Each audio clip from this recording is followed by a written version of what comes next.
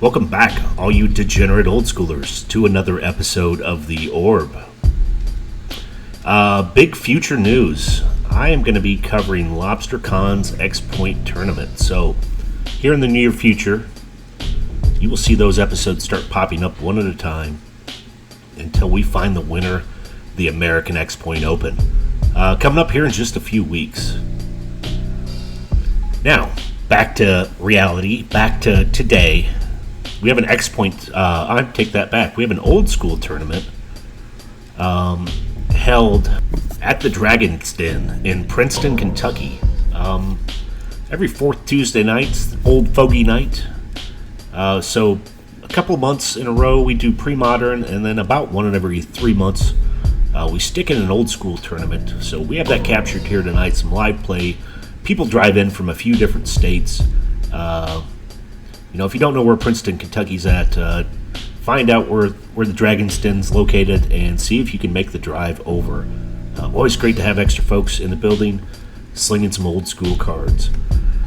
So tonight we are on Atlantic rule set, just one strip mine, and we are allowing proxies, so we get the ever wider range of decks and get to see a lot of options out there. So this should be good. I think we ran 3 or 4 rounds.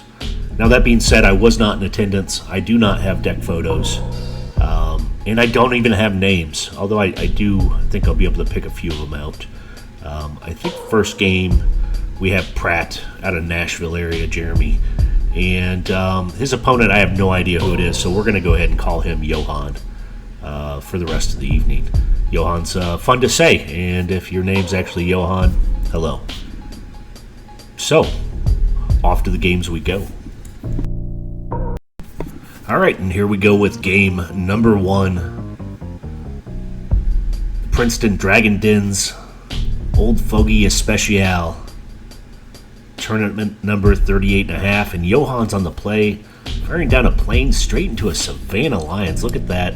An immediate answer by his opponent.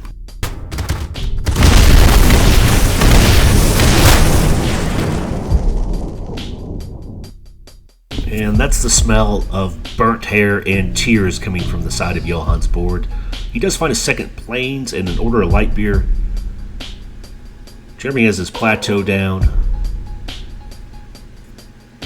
Those pump nights can get dangerous in a hurry. And more devastation.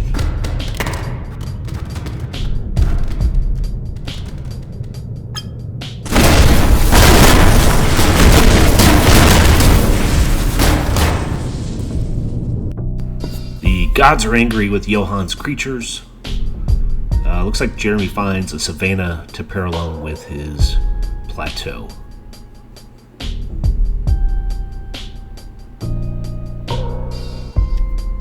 So Johan drops a factory and a white knight.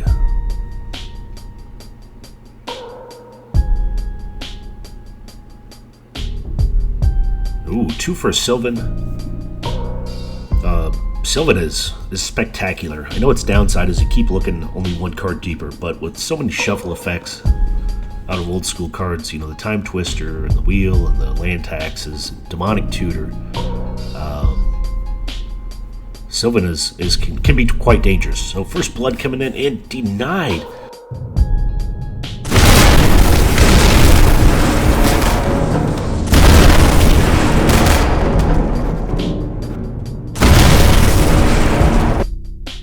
Another freak electrical storm taking out both horse and rider.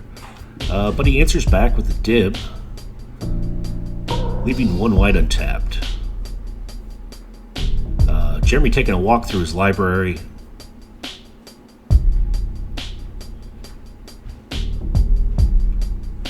Touching his mana sources for good luck. And plays down a Curdape. Curdape comes in at 2-3. Dib does the first damage of the game, straight to Johan's face. He's down to 19. Jeremy's still sitting on 20. The Dib's turning sideways. And immediate swords to plowshares. Johan's life will run up to 22. Dib will go work the fields.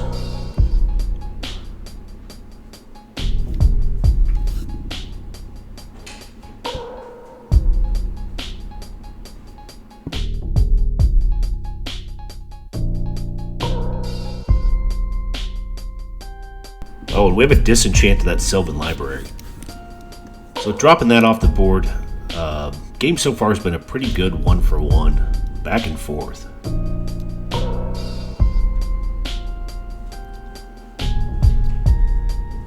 Looks like Curdape's turning sideways. So yeah, activates the factory, and look at this, 2 more for a disenchant. How devastating. Johan's going to drop back to 20. The factory is gone. Ooh, Side Blast, straight to the Curdape. Johan drops to 18 from the 2 damage of that, but Curdape's seen better days. Dies from a massive headache. Oh yeah, looks like Jeremy's showing up with 1 more animal from the zoo. He has a Savannah Lions. But Johan's dropping an Acacian Javelineer. Javelin in hand, ready to chuck that spear straight into that lion. Oh, 1 red for another lightning bolt.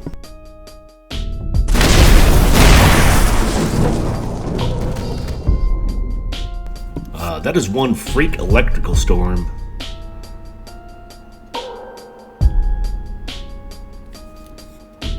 Side Blast down, Lions in for another 2.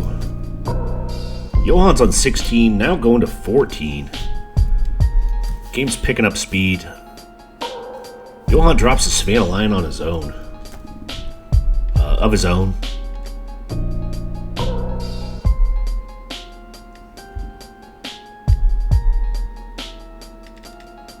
Looks like they just plan on trading lions here. Yep.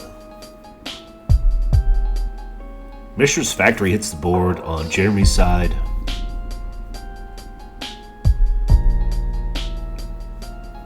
So he does come up with another threat.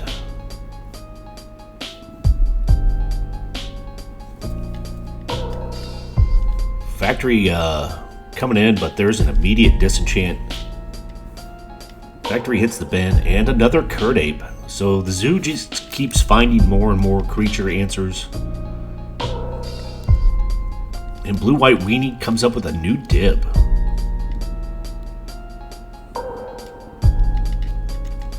I'd imagine Dib will be on blocking duty probably for a turn or 2. Yep.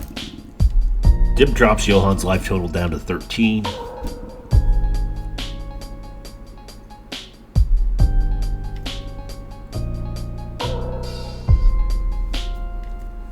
Ooh, looks like Dib's going on the offensive. Jeremy drops down to 17. And we have Curdape cracking back in. Just a quick ape slap to the face. Between the Curdape and the ping from the Dib, we have Johan back down to 10. Dib slams in for another 3, putting Jeremy down to 14. Curdape in for another 2. Johan's down to 8. And 7 in his upkeep. That Dib is hurting. And between him and that Curdape, they're going to win that race. Oh, trying to speed it up. Coming in for 4 here with the Dib and the Acacian Javelineer in play. Jeremy's down to 10.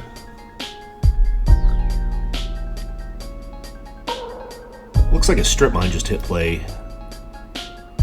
Curdape in for another 2. Down to 5, Johan goes. 4 in his upkeep from the Dib.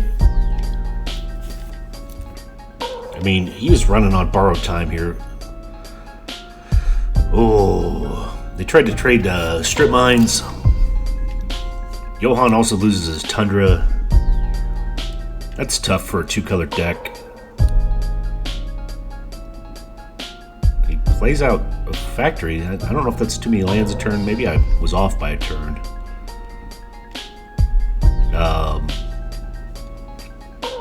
And a Sapphire. Cracks in for another 4, so Jeremy's down to 6. Got the Curdape coming in for 2.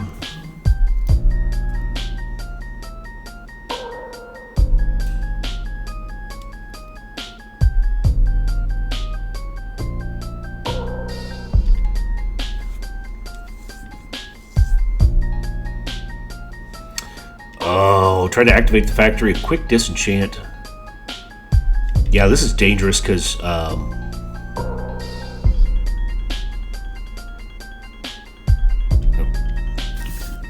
we have Johan going to 1 in his upkeep. 2 from the ape, and then 1 from the dib, so that puts him down to 1. Oh, Jeremy finds a Bazaar. That works well with Sylvan. So well with Sylvan. I rarely see that out there. I know he played a Sylvan earlier. If you don't like your next 2 Sylvan cards, Bazaar can just chuck them in the bin for you, and you see a new grip of 3. Nothing like a Brainstorm every turn. Yeah, and that's going to be it. Dib's going to take out Johan. Jeremy's up 1-0. What a game 1. With them cracking back and forth. So, we'll swap out some cards, sideboard, for a minute, and move on to game number 2. And here we go with game number 2. We've swapped out some cards. The decks are mean and lean. I mean, both these decks are really low to the ground. Johan on the start, throws down some power, gets a Sapphire out, immediate time walk, and says, I'm going to play. You just sit there and stare at the wall. Finds a Tundra, and what a follow-up. Dib out. What a threat on the board. Don't even have a land in play, and Dib is just poking you in the chest. Jeremy answers back with a Savannah Lions. Once again, Dib does the first damage of the game. Johan drops to 19 life.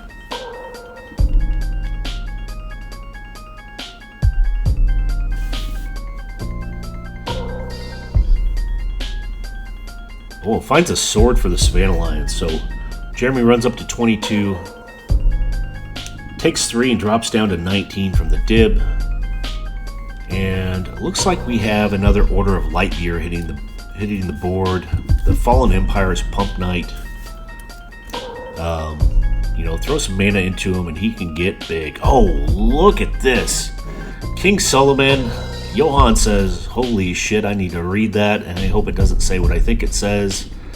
And then King Solomon just comes out and he will choke. He will choke any Jinn or Ifrit straight to death right in front of your face. Only takes 2 mana. He's kind of a nightmare for Jinns and Ifrits, but with that 1 power, he can easily disappear. I'm sorry, 1 toughness, I should say. He can easily disappear off the board. So, looks like we have a stand-in. That island's actually a Chaos Orb. Johan lines up his flip. Clean rotation, but it's a miss. Boys and girls, you have to practice your Chaos Orb flips every day. It's so crucial. But that was a close one. Yeah, he's still jamming in for another 5 here. With the Pump Knight coming in and the dib. Jeremy's dropping a 14.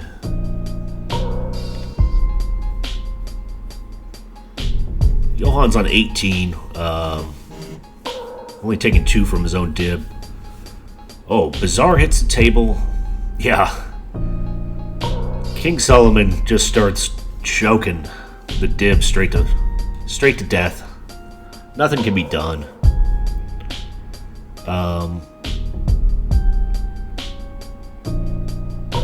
He's offering to trade, at least try to trade. Looks like the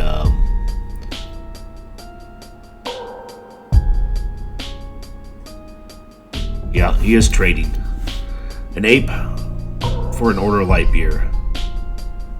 Crit Ape down.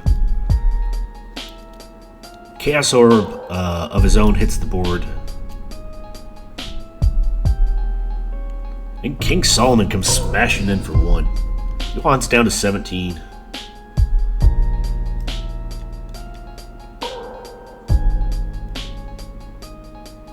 A disenchant on that Chaos Orb. Only bad news about leaving that thing open. With no ability to respond there. No mana to pump into it, at least to make it flip.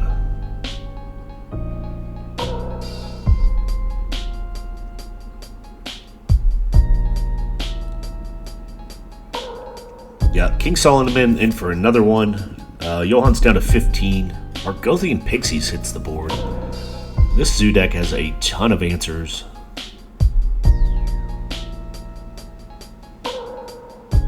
Johan shows up with a card that shall not be named. Sitting up top there with 100% glare factor. Cost 2, so it could have been a knight, white knight, pump knight. Lightning bolt.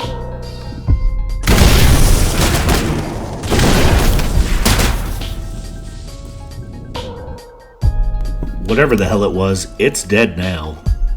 And look at this, King Solomon turning sideways, coming in for 1 again with the Pixies. Johan's down to 12. I've never seen the King do so much work. Normally he just sits in his throne and, starts swinging at dibs and earnums, or dibs and gins, but or freets and gins. I just can't get it out. Oh, we missed another play off the board. I believe it was a Swords to Plowshares on an Acacian Javelineer.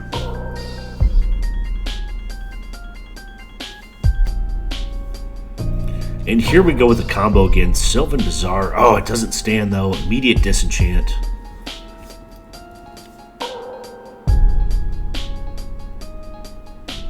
Coming in for 3 again.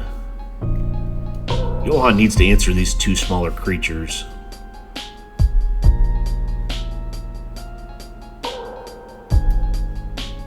He's down to 8. Jeremy's still on 12.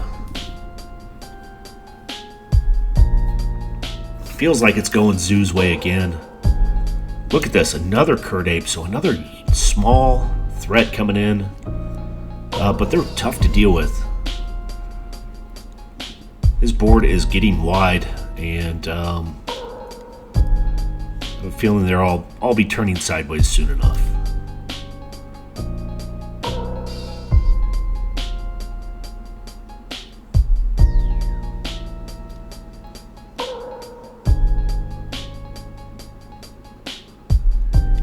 He's milling some of his cards away with the Bazaar.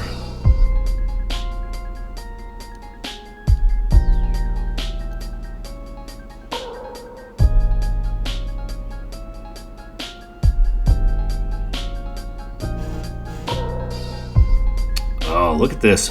Plops down another Sylvan Library. He just sends in Curd Apes, but Curd Apes looks like they take a Psy Blast to the face. Oh, and look at this. Swords to Plowshares. Sends the King a packin'.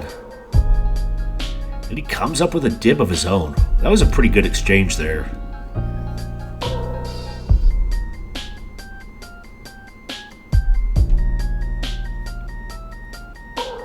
I mean, now between the Sylvan and the Bazaar, Jeremy's going to get to come up with pretty well what he wants to. It's not quite 100% stack your deck, but it's not far off from it.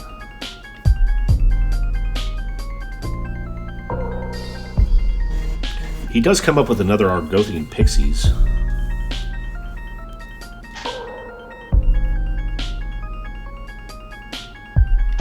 They will be kept at bay by that dib.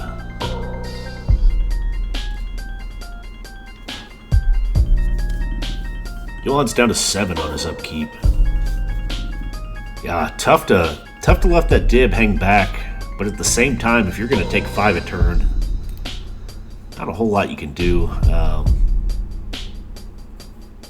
He did have another creature up top there that just got swordsed away.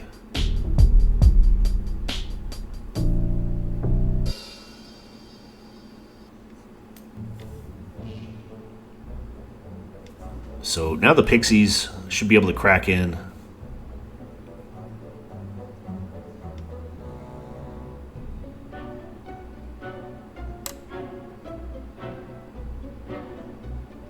Yeah, 2 Pixies and Savannah Lions going in sideways. That's 6 life.